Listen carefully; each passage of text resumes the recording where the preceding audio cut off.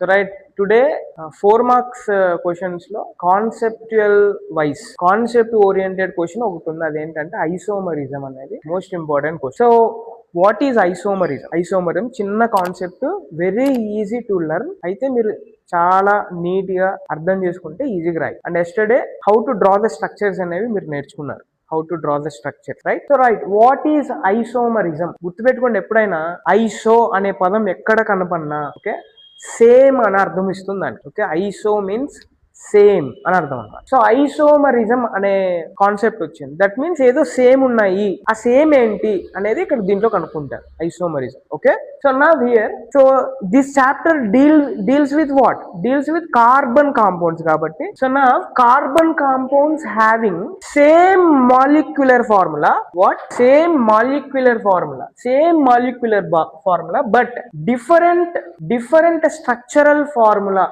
ఉంటే, same molecular formula but different structure ఉంటే, molecular formula same but structure different వచ్చింది. We know that there are how many types of structures are there for carbon? 3. One, it can form in long chains, it can form in branched chains, and it can form in ring shape, right?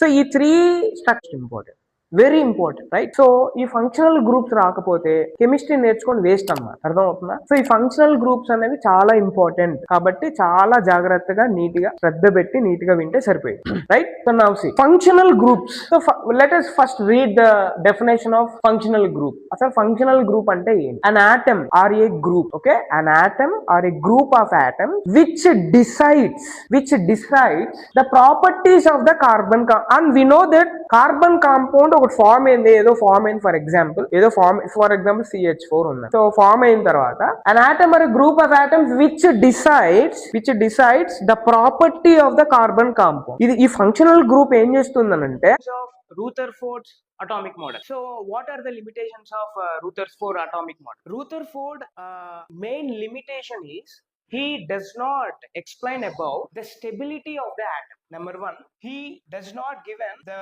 explanation of what? Stability of atom. And number 2, the second limitation of Rutherford is he does not give the explanation about atomic spectra.